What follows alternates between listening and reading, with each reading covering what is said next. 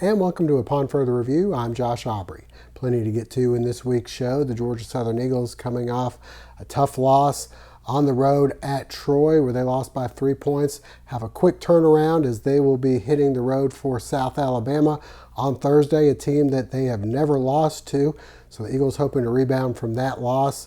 They were down 17-3 against Troy in the first half, came back and tied the game late at 24-24 before an interception late led to a field goal by Troy, and then the Eagles got within striking distance to tie things up, but another interception ended up sealing the deal. We had a chance to talk with Coach Whitley and a couple of the players about that game and about the game with South Alabama. We'll hear from them in just a moment. Elsewhere in high school football, the Statesboro Blue Devils were shut out at home by number 5 ranked Brunswick. And in that one, the Southeast Bulloch Yellow Jackets went on the road and knocked off Savannah High in pretty impressive fashion to rebound from their loss the previous week to Liberty County. The Bulloch Academy Gators won their second straight, and that was their region opener with Trinity. Elsewhere, we had Bulloch Academy hosting the first round of the state playoffs as they were hosting John Millage. We'll have some highlights of that and plenty more coming up on Upon Further Review.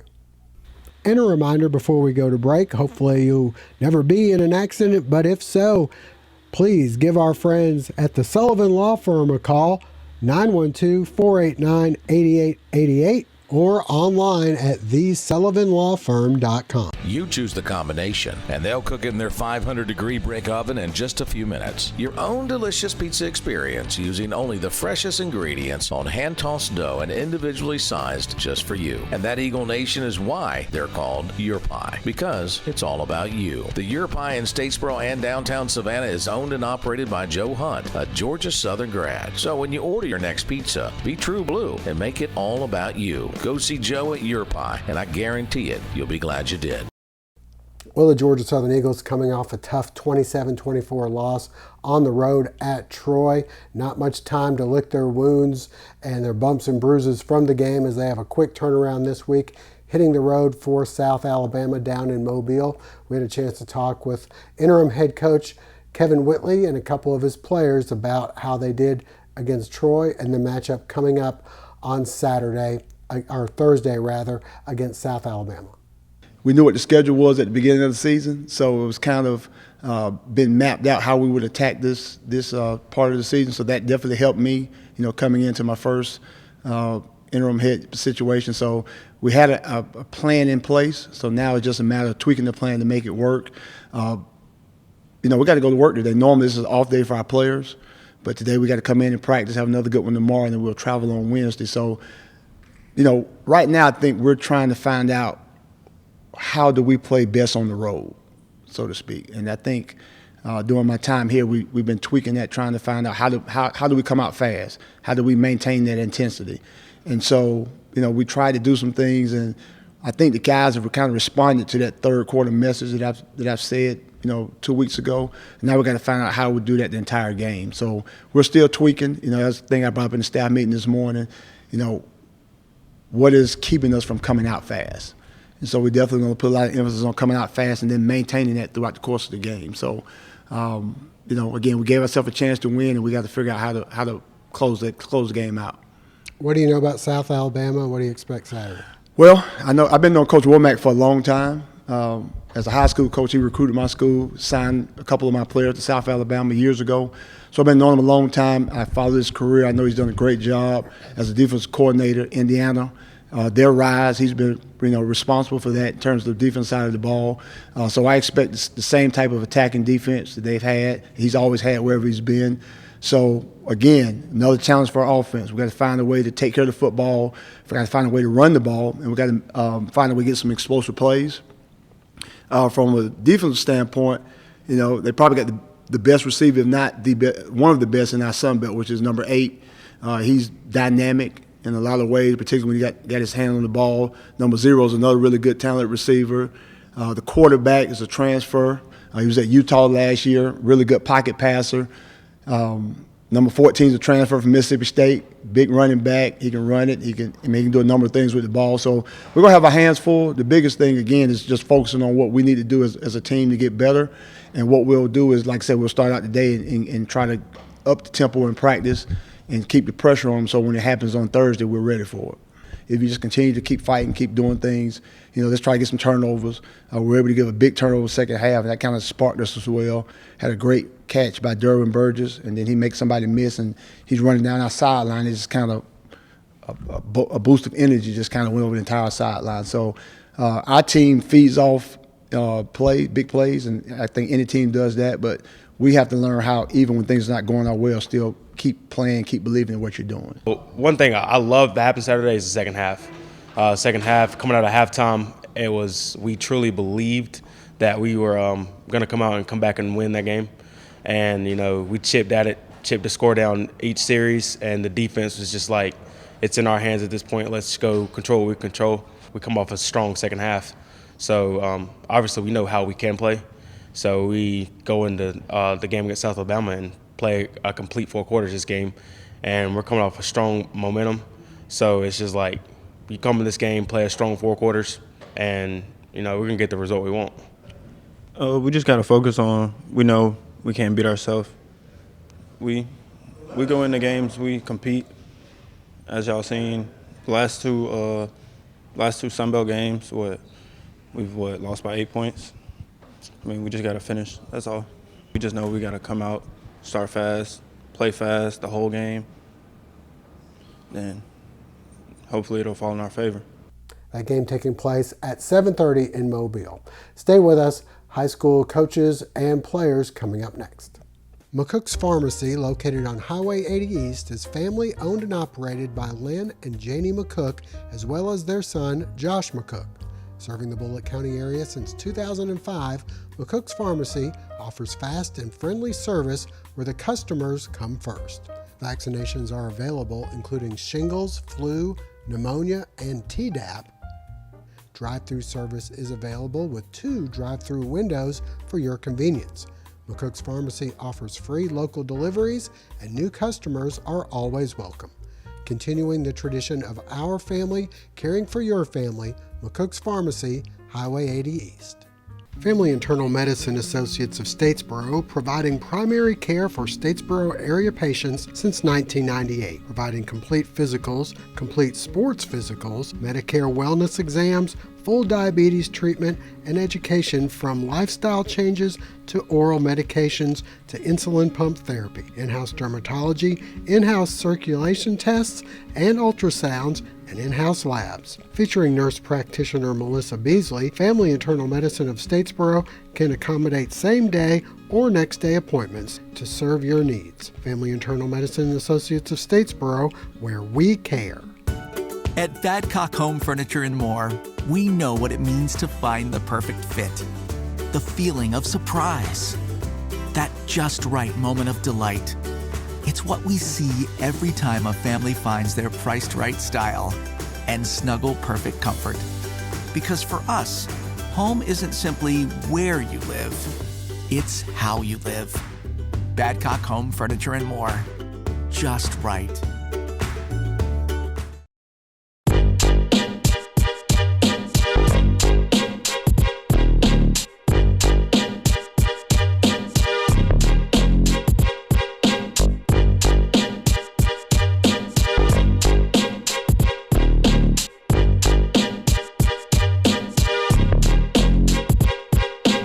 Well, the Statesboro Blue Devils opened up region play with an impressive victory, 27-21 over Richmond Hill. Unfortunately, weren't able to carry that into a victory this past Friday night at home as they lost to Brunswick. The Pirates ranked number 5 in the state this week. The Blue Devils hoping to rebound as they'll be traveling to Hinesville to take on Bradwell. We had a chance to talk with Coach Jeff Kaiser and a couple of the players about the matchup. We had 2 of the best practices we've had this year, today and yesterday. Our coaching staff and our kids do a good job, win or lose, of flushing it on Sunday and getting ready for the next one, coming back to work. Friday night was just an example of a team. We got beat. We got beat by a good team. We couldn't get anything generated offensively, and our defense kind of ran out of gas because of it. Our defense played very well for 3 quarters or 2.5 quarters, and it just got to the point where we were out of gas. So as soon as they came off the field, they were going right back on it. So they very physical up front on both sides of their line of scrimmage, and that's where the game's won. And we got beat at those spots. But everything we're after is still in front of us. So we came back to work, and the kids have done very well the last 2 days. I've talked to every coach that's played them. They are huge. They are fast. They're looking for a break, and we hope they don't find it against us. They're very talented kids. They got 10 seniors starting on defense. On offense. Quarterbacks back from last year, a lot of the same faces you saw. A little more sound fundamentally than they were last year. We got our hands full. There's no gimmies for sure, but they're looking for a win, and they're perfectly capable of getting it if we don't take care of business. Well, we got to continue to run the football, protect it, move the chains, generate first downs, and get off the field on defense and stay off the field. Last Friday night we did a good job of getting off the field. We just couldn't stay there long because the offense couldn't generate anything. So, same plan every week. We just got to execute. I think we played a great game. We got to work on some things defensively. We got to focus on coming together. I think we're still trying to get a hold of our own strength. We came out and, I don't think that we really think we're as good as we can be right now, but we're going to get there, and hopefully we'll be there by this Friday. Feeling great. Bradwell's a good team, but we think we're better, and we know it actually, so we're going to go out there and win. Well, I really feel like we're working on playing as a team. I feel like last week we played as individuals, but this week we've really been working on playing as a team, playing together, hard, fast, physical, and everything. Expect them to be really fast, really physical. And I just really feel like if we maintain blocks and everything, backs hit the gaps and everything, receivers block, run routes, quarterback makes read, we can win the game. That game getting underway at 7:30 in Hinesville. Stay with us. Southeast Bulloch head coach Jared Zito and some of his players coming up next. The Southeast Bulloch Coaches Show segment is brought to you in part thanks to Southeast Tire and Service. Southeast Tire and Service has been in business for 13 years, offering extensive vehicle repair and service from bumper to bumper. Come have a cup of coffee with us and let us help you with your car needs. Located at 400 Parker Avenue in Brooklyn. With operations across North America and customers all around the globe, Interfor is one of the world's largest lumber providers. Interfor serves the needs of customers, strengthens local economies, and builds value for its employees and shareholders. Interfor is where excellence meets opportunity. In the past decade, Interfor has invested $1.3 billion into modern facilities and systems that employ the latest technologies. Interfor, excellence grows here.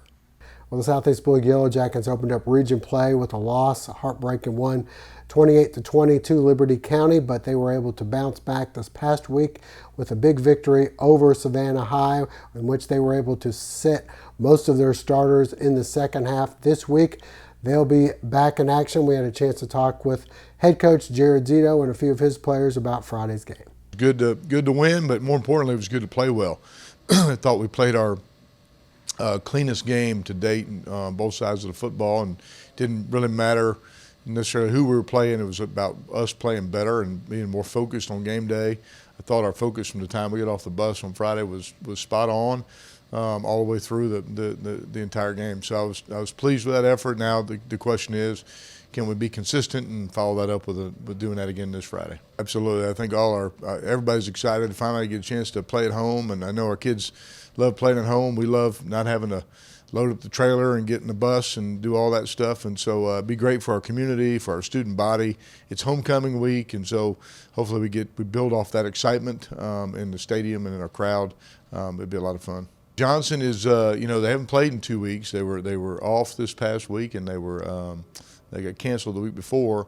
So the last game we saw was them playing Liberty, and in a game I felt like Johnson should have beat Liberty, and take away lots of penalties and some turnovers, and they do. So I think they're much improved. Of course, I'm new to this area, so I don't know them year in and year out. But I think from everything I've heard, and when I look at the tape, they've got a really good plan on both sides of the ball. They got some athletic kids. We'll have to play well. We were more focused into that game, going into the game, because we wanted it more because we lost. So that was really our motivation into the game against Savannah High. This will be my first time playing against Johnson, but I heard they got some athletes, but we should be good. Nothing we can't handle. We took them for advantage, thinking we just gonna go sweep them, but it wasn't like that. We really had to. It was a dog fight. We not gonna underestimate no team. Just go play our game. That's all we need to do. We changed up our secondary a lot. That's really it. We just changed up our secondary and make sure we're locked in and focused on what we have to do. Definitely containing the edge more. We learn how to contain the edge more and have everything straightforward. Yes, sir. It was definitely exciting. We're ready to get the home crowd hyped up again and ready to do our thing out there on the field. Yes, sir. We played them in the past. I think it was 2 years ago last time we played them. They were a decent team, but we just need to be locked in and focused and do what we have to do on Friday. Well, after 4 straight weeks on the road, the Jackets able to return to Fred Shaver Field. That game getting underway at 7:30 coming up on Friday. Stay with us. Coming up next, we'll hear from Steve Pennington and a couple of his players. Ready for fall? Us too at RJ Pope. Get ready to cheer on your favorite team in a new performance polo from Peter Millar, Southern Tide and AFCO. Ladies, we have the best brands and trending fashions. Complete your look with one of our best-selling shoe brands, Soft, On Cloud, and Free People. Shop these brands and so much more at one of our 3 locations, RJ Pope Buckhead, Downtown, and Vidalia. Well, the Bulloch Academy Gators have now won 2 in a row after starting the season 0-4. Last week, they were able to knock off Trinity in their region opener. Looked pretty impressive on both sides of the ball. We had a chance to talk with head coach Steve Pennington and a couple of his players about their big matchup on the road at Frederica Friday. Offensively, the good thing about what we did was that the 4 drives we scored were time-consuming, hard-earned, get-after-it drives. It wasn't based on big plays. It was 4 and 5 yards a clip. We had some great execution with throwing the ball. The receivers did a great job of catching it. And so the things we have worked on all week long, especially with a week we had to practice a good bit in the gym, very proud that we sustained drives, and that should bode well for us in confidence. Making third down conversions is major in football, and we did that on a number of occasions. So offensively, we're making great progress. Defensively, other than one cue that they really caught us on a 4th and 1 quarterback sneak type deal, and that give them credit for that. It was a great play on their part. Other than that, we really controlled the line of scrimmage. We did not let them get any passing game going on that mounted too much. We got players who's rallying around the ball.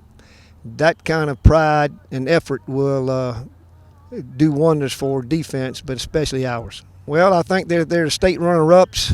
They've got a great tradition down there. The coach is doing great with his players. They have one of the finest running backs, I think, in all the state, much less GISA or GHSA. He's dynamic. As he goes, so do they. They've had some injuries early on. They just got their quarterback back, which is going to make it even more of a challenge for us because they were somewhat one-dimensional with the running back, but now they have the opportunity to throw the football, and which puts a little more pressure on us. Big game on the road. We got a great practice week, and I look forward to our young men to rising to the occasion. We've been working hard, and it's all starting to pay off now. We're getting what we've earned over the past few months working. Definitely on offense. Offense is starting to come together. First 3 games, really, the offense wasn't what it is now, and everything just came together and our last bye week we had after our loss to John Millage. It's going to be a big game. It's always a big game. They're always really physical, so I expect a good game. It's going to be close. I don't think it's going to either team's going to run away with it, and I think it's going to be we're going to have to fight the whole game, all 48 minutes. Our team chemistry is definitely coming together a lot better than what it used to be at the first of the season. I think because we got a lot of new people coming in, but it's starting to come together good, so we're starting to play a lot better. I feel like our defense is stepping up to the game a lot. We're not missing as many tackles as we used to be. Really watching a lot of film, reading a bunch of people's offensive keys, so I feel like we're doing pretty good. I feel confident. I feel like we're going to go down there, play really good. I mean, I don't think they could really do anything for our defensive line. Our defensive line is one of the best in the state, so I think we're going to pull it out. And before we go, speaking of Bulloch Academy, the Gator softball team in action on Monday as they host a doubleheader against John Millage. Let's send you out for some highlights. The Bulloch Academy Gators with a good crowd on hand in the opening round of the state playoffs against John Millage. And early on, Claiborne Jones with the double to left, and then Casey Ricketts drives one about the same spot. Jones scores, and the game is tied at 1-1. John Millage coming back. This one up and away by Avery Barton, the 3-run homer. JMA would grab a 7-1 lead, but the Gators fight back. The wild pitch plates Sophie Strickland. Jones then, the RBI single into left. Ricketts helping to add to the comeback. The hit to short, the throw home, bobbled. Jordan Talby scores to make it 7-4. And Caroline Baird, the RBI single down the line into right. Ricketts then coming through with the RBI single into right center to cut the lead to 7-6. Unfortunately, that's as close as things would get. Emily Walker coming through with the home run to center. And JMA would go on to take game one by a final count of 12-6.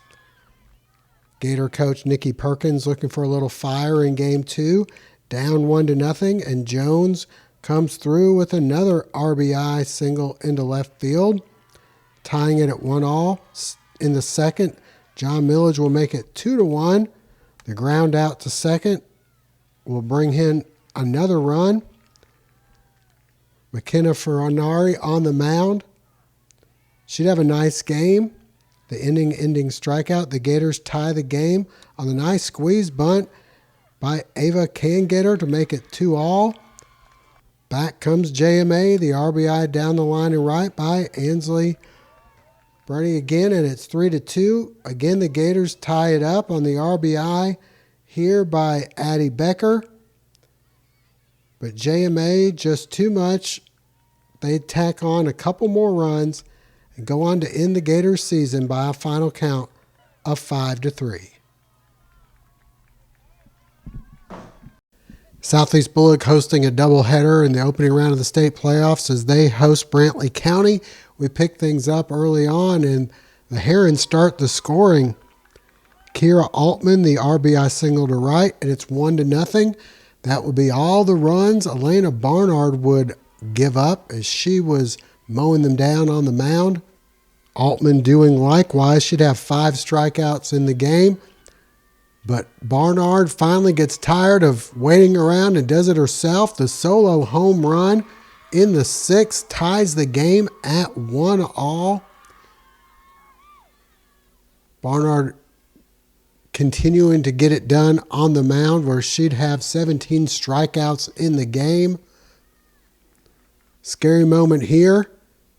The ball bobbled with a runner on, but Delney Thames fires over to third. And the Jackets able to catch the runner with Barnard applying the tag and getting out of the inning. She get out of the 10th with the strikeout as well. And then in the bottom of the inning, the bunt, that would leave the bases loaded. And the always exciting wild pitch ends this game. Southeast Bulloch wins 2-1. They take the nightcap 9-1 to advance to the second round of the state playoffs. A packed house in Portal, the Panthers with their first ever state playoff game at home. They'd win the first game 9-2. We pick things up in game 2. Ansley Woods drives the double to center.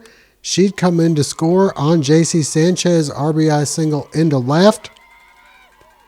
The Panthers would go on to take a 2-0 lead. Riley Lamb on the mound, mowing them down. We move ahead to the 5th, bases loaded, and Jordan Hall with the 3-run triple to the fence and left. The cheering you hear, much of that coming from the ECI Bulldogs who came to pull against Portal, I guess. Travis Moats settling the squad down, and a big play here in the top of the 6th, 1 on, and Emma Yates, the perfect bunt down the first base line. The ball gets away. The throw would get away, allowing Kelsey Williams to come all the way in to score. 4-3. The momentum shifting to the Panthers side of things. Riley Lamb with the strikeout in the bottom of the 6th. And then the rally starts with Woods again, another double, followed by Riley Lamb, the RBI double down the line into left. That would tie the game at 4-all, and then Blair Brannon will deliver the crushing double to the fence and left. This brings 2 runs home. Portal would take a 6-4 lead. The fans loving what they saw. Lamb with 2 out in the bottom of the 7th with the strikeout to secure the victory. Portal wins 6-4 and advances to the second round of the state, and they will host, much to the chagrin of the ECI Bulldogs. That'll wrap things up for now. We thank you for joining us. Hope to see you again next week.